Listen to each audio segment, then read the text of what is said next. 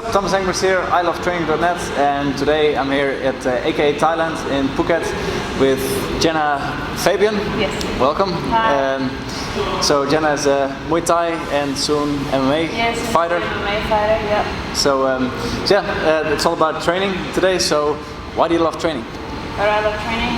It gives me a chance to constantly better my physical as well as mental performance.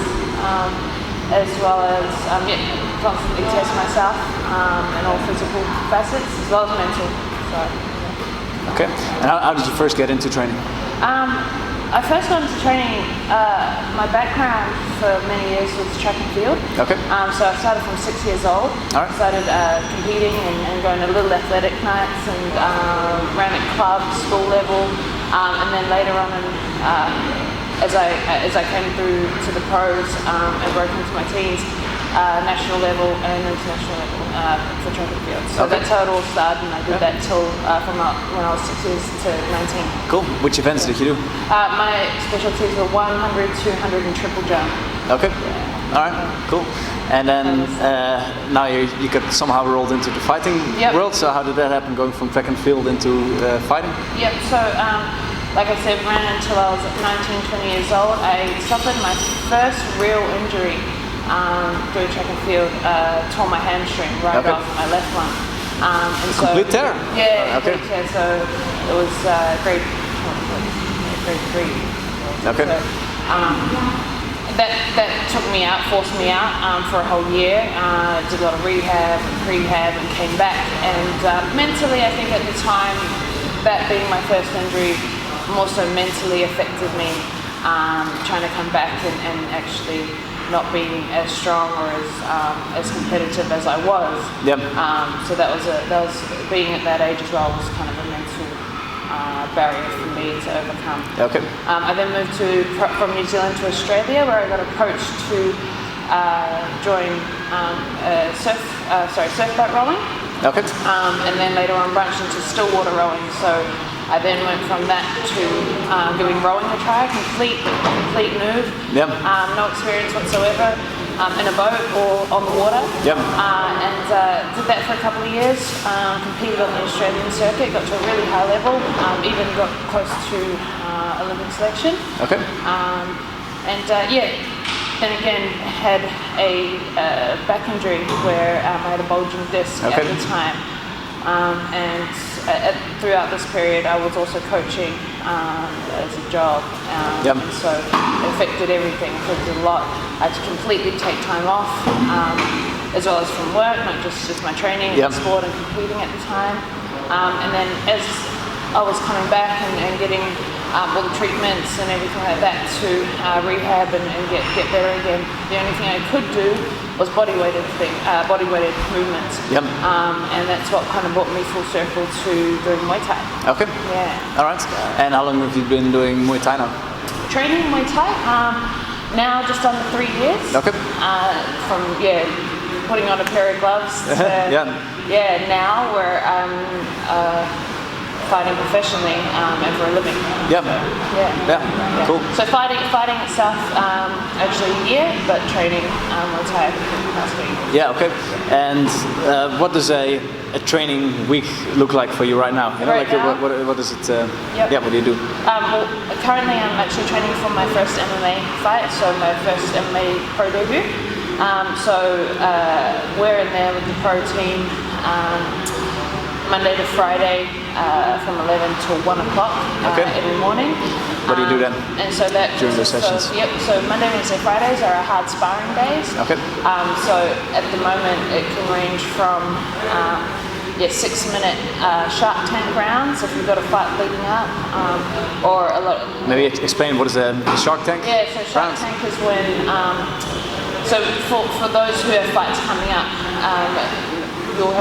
you put whoever's fighting at the time and 3 to 4 other training partners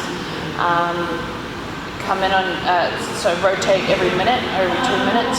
So there's one person fighting 4 different opponents, just back to back, right? Yeah, okay. Back. So there's a fresh person coming at you every minute or every 2 minutes, whatever it may be that day, and you're just in there for the 6 minutes fighting for your life.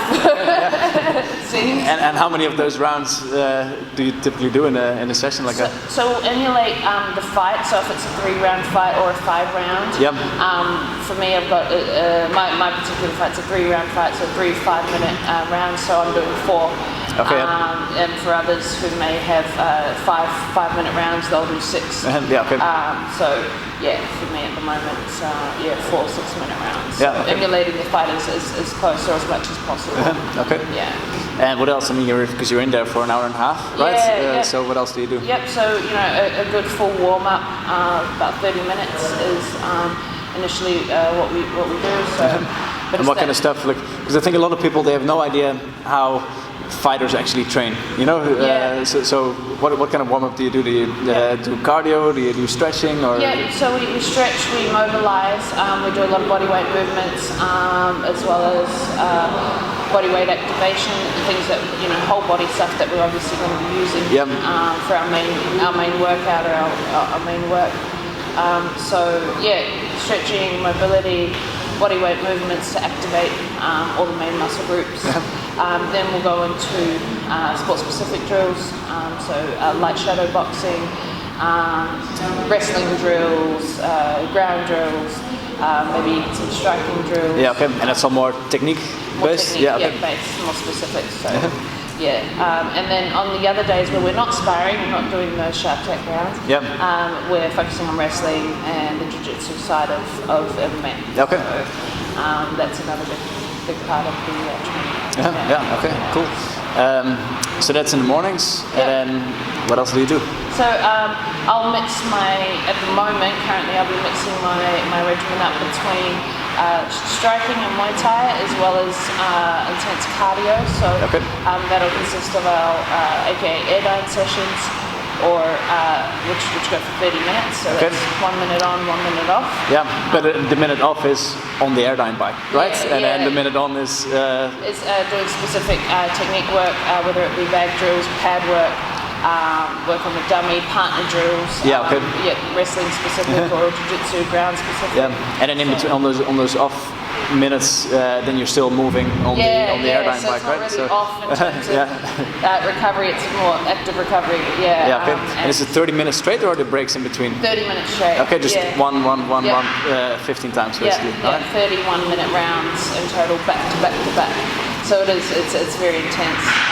But again, emulating a fight as much as possible in that cardio aspect of it. So it definitely gets you as prepared as possible. From the cardio perspective. All right. And do you do any lifting at the moment? Currently no. In lead up to this fight, however, lifting and strength work is a huge part of my regimen. It has been ever since I've started competing seriously in track and field as well as rowing. So at the moment I'm not really having the time to fit it in, just with everything else that I'm doing at the moment, and that's comprised of MMA and the training needed.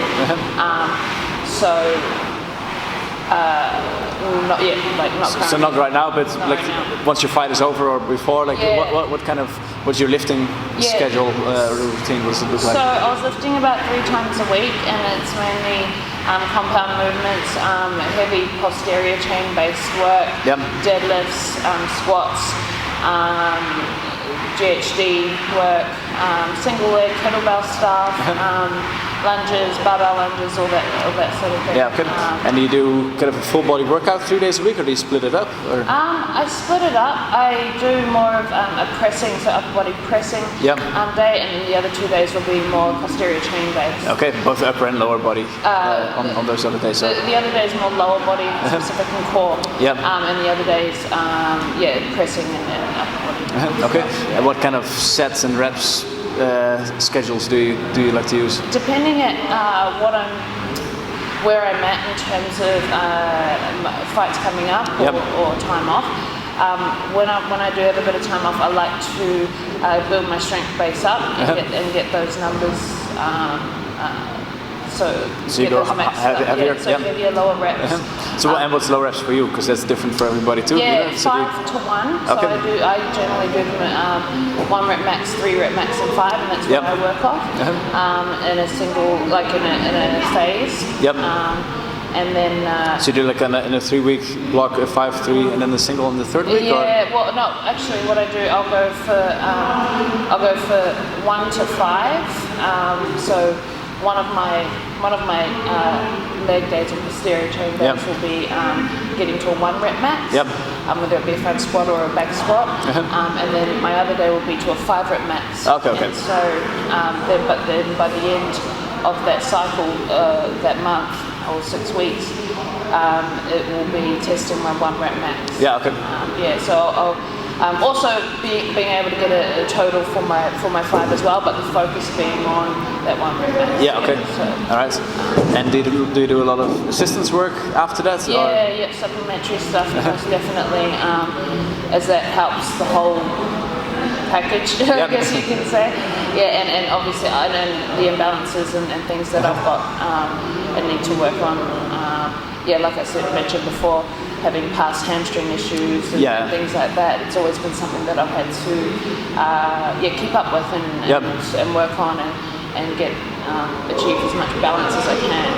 And then now being a fighter and a mixed martial artist, it totally goes against everything that so you get a lot of frontal work, right? Yes. A lot of all the punching and the grappling and all of that. Absolutely. So do you do a lot of extra upper back work and stuff like that to make up for it? Or? Yeah, so pulls and things like that, pressing overhead and just spinal alignment, from being in a hunch position with the shoulders forward 80-90% of the time, whilst training specifically for Muay Thai or MMA, to then correcting that and being,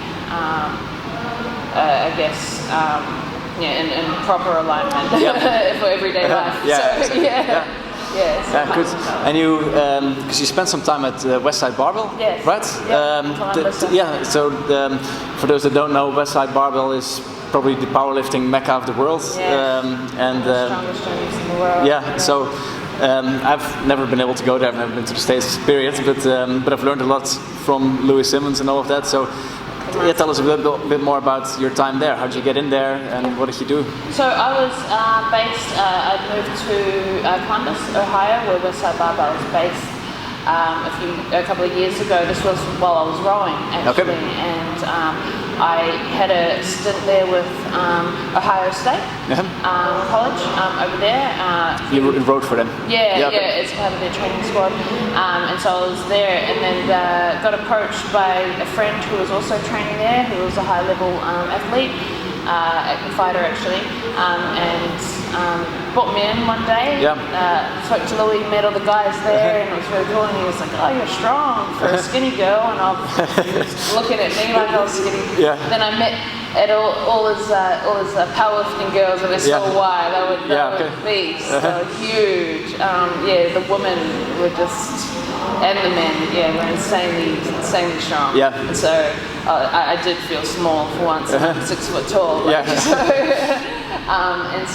Then he took a shine to me, a bit of interest, and we had a chat, and said, he let me know at the time he was actually branching off into strength work for athletes. And taking focusing on that more so at that point.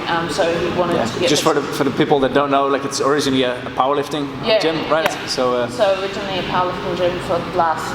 I mean, I guess it's still a powerlifting gym, but he's doing more work with athletes now. Then, And he's released a lot of books as well as new movements and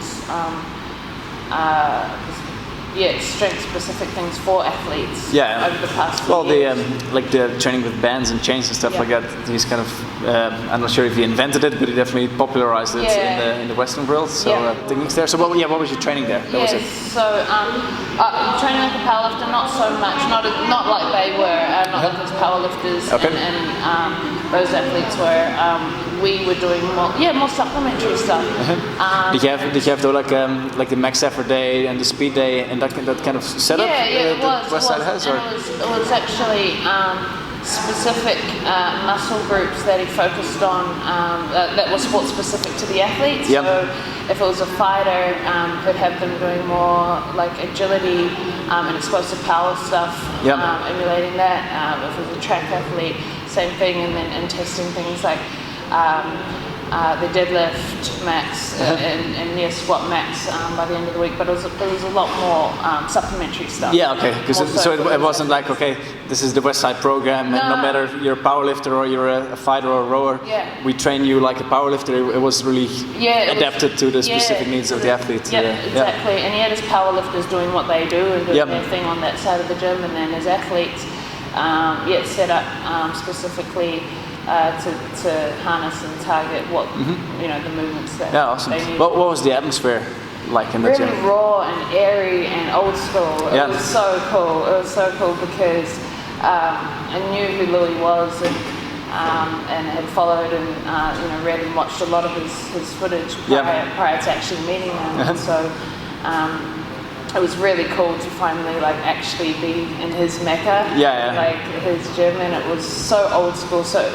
nothing had been touched or moved by the looks of it for I don't know, 20 years. Yeah, okay. But it was his original shack and garage, and where they started and moved. Yeah, okay. So, that was pretty And cool. how many people were training there, typically?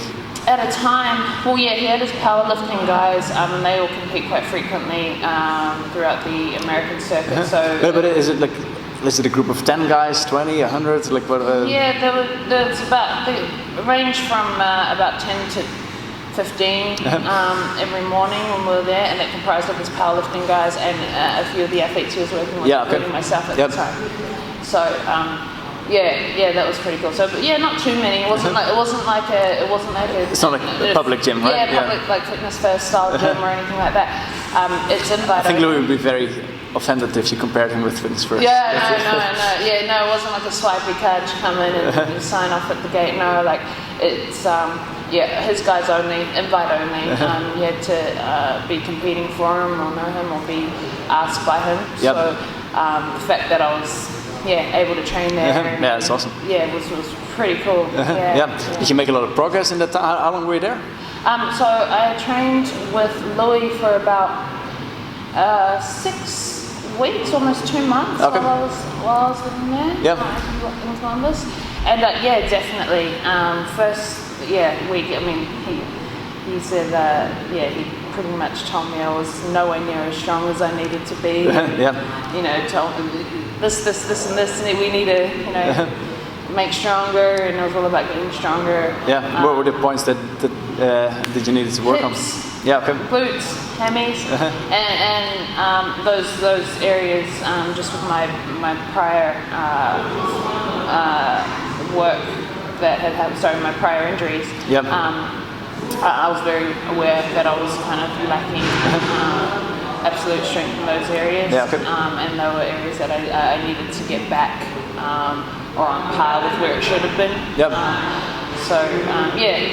He helped fix that and gave me a lot of drills and movements to improve that. And, cool. And here at AKA, you're also working as a coach, right? So what kind of people do you coach, and what kind of stuff do you make them do? So a whole range of people, from fighters and athletes that come through. And you do, are you also coaching specific fighting stuff, or just strength and conditioning? It's just strength and conditioning at this moment, as it's just me right now. So it is a general class. However, a lot of the stuff is whole body specific and functional, and relates to combat. A lot of the movements that we do, because even when we get just general people coming for fitness or weight loss or anything like that, they are doing a lot of the combat stuff, whether it be the jiu-jitsu, the beginner MMA, or the Muay Thai. So a lot of this stuff does translate for them as well, and just whole body functionality and strengthening those areas where generally a lot of people are weak, which is back chain stuff, postural movements and things like that, helping to improve all that. So that's the and you coach that, do you do that every day? Or? Every day, Monday to Friday, 10 o'clock. Company is the class time. All right, cool. Let's see. So what's the best training cycle that you ever did in your life? Oh, that would have probably been when I come back from Columbus and linked up with my strength and conditioning coach in Australia, in Sydney, named Andrew Catamol, and he had actually trained a lot of the Australian Olympic lifting team. Okay. So that was his background, and he also ran a CrossFit box. All right. But unlike most CrossFit boxes that had taken off, he was very much focused on the strength side of it, yep. and the Olympic lifting side of it, and all the supplementary stuff. Yep. So he put me on, when I first got there, he put me on a loading phase for a long time. Okay. And I wanted to do all the cool stuff, and I wanted to do all the cleans and the snatches and all that yep. technical stuff, but he was like, no, we need to get you stronger first. You're strong, but you're not strong for your size, yep. and for what you could be. So for the first couple of months, I guess if it was anything, it was could liken it to like German volume training. Yeah, okay. Where it's just like 10 sets of 10, right? Yeah. So it was a lot of that at first. It was boring and tedious. Yeah. Just repetitive at first, but I stuck through it, and he gave me also specific supplementary work for stuff that I needed for imbalances that I had at the time, hamstring stuff, hip stuff, and it really, man, it's given me the base that I still have today. Yeah, okay. And that definitely just improved my overall strength and posture for everything. Yeah. Really. Okay. Yeah. All right. So, what's the best or the craziest workouts that you ever did? Craziest? Wow. That's a long time. One that sticks out that's memorable for me is probably my very first ever CrossFit style workout. Okay. Back in the day, when was that? 2011 or 2010 or something, and it was a workout called Fight Gone Bad. And anyone that's like up with CrossFit and the named workouts will know this one. And I spewed, and I'm not one of those people. I'm not a spewer in training. I just my legs and arms will collapse and stop before I get that urge to spew. But that definitely had me rocked. So what was it? It's sorry, I don't remember. It's like 5 whole body movements. Like one's like a barbell push press, the rower, wall balls. I think I forget what else off the top of my head, like squats or something like that. But 5 like whole body movements, big movements, compound movements, and it's as many reps as you can get in a minute, and it's a minute, bang following each other. So it was just, I think it was just the shock of the intensity, and the lactic acid threshold and everything that was going on at the time. So you finished the workout and then throw up, or did you throw up during the workout? I finished it. I think it's like 5 rounds or something like that of these 5-minute sets. And I just, my body just went into shock because I didn't know what this CrossFit was then, and how hard it was at the time, and I probably, like most beginners do when they get into CrossFit, go too hard too soon. And it was quite interesting. Apart from that though, I've done some pretty awesome strength phasing training and workouts that I thoroughly enjoy and learned to love and reaped a lot of benefits from, and increased in squats and deadlifts and things like that, all the strength specific stuff. Yeah, cool. What are your numbers like on squat, deadlift? So I haven't tested my ones in about 8-9 months, but my best number still for my back squat, it was 130 for my 1 rep. For my front squat, for 1 rep was 115. Okay. And for all you Americans out there, we're talking kilos, right? Not pounds. So multiplied by 2.2. Yeah, that's it. So kg, we were 2 on our side of the road. So front squat was 115 kg, and my deadlift, I never had a 1 rep max deadlift, but I did 150 for 5. Okay, all right, that's good. At that point when I was really strong, and I was actually growing at this time, so I was a much stronger me at that point. So good. How about upper body? Upper body push press. I got up to 60 kg, which was pretty strong for me. Yeah, because you get long arms. Yeah, so I've got long levers, and so all that stuff doesn't really work in my favour. But yeah, 60 kg at that point. Bench press, I've never really tested, never really been good at. So, but yeah, I don't have a set number for bench press at all. What else? My split jerk numbers, I got up to 80. Yeah, which was pretty good. Yeah, at the time. Considering how long I've been working at it, yeah, that was my max then. Clean and jerk, yeah, I can't remember what I got for my clean. 90 kg for a clean, and for the jerk 80. At the time. So those numbers, I'm far from those right now, but those are the memorable ones. Hopefully one day. All right. So, what are your plans for the future? For the future, in terms of Muay Thai, World Championship would be on the cards, and something that could be coming up very soon. We're just in talks at the moment, and also for the MMA, I'm just converting over. So this is the beginning of my MMA journey right now. With my first fight being on the 27th of September. Coming up, I've got 3 MMA fights lined up for the rest of the year. So I'm going to be all in 2015. All in 2015. So September 27th, end of October, and end of November at this stage, with a potential title bout for Muay Thai in between that. So I'm going to be kept pretty busy. And. Like I said, making that conversion to MMA now, so this is the beginning of it, but going all the way as far as I can.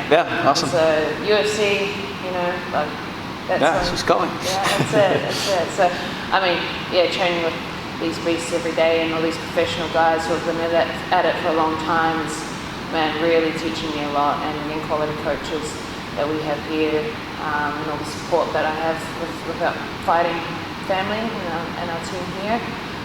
It's a great environment for me to thrive and to get this started, basically, in terms of the MMA stuff. So really looking forward to it. Okay, great. Last thing, if there are some people out there that maybe they got a job, 9 to 5, let's say, you pick woman, man, 35 years old, and they want to get in better shape, and they're not in great shape right now, what would you recommend them to do? Fitness-wise? Yeah, just training, like whatever, find an outlet that you enjoy, because what your neighbour does, or your brother or your sister does in terms of fitness or training might not be for you. And all I can suggest is, if there's something that you enjoy, whether it be hip hop dancing at the local rec, or snowboarding, or power walking with the girls every day. I mean, do that because that's gonna the longevity of that. You sticking to that is going to be much greater. So definitely find something you enjoy. It doesn't have to be 100% serious, just for fun while you do it. That's a great start. And staying consistent is the biggest thing, and something a lot of people underestimate. But being consistent with your regimen and your plan and your training, whatever that may be for you, like I said, something you enjoy. I think that's got to be number one for any type of results to happen, any type of gains. Okay.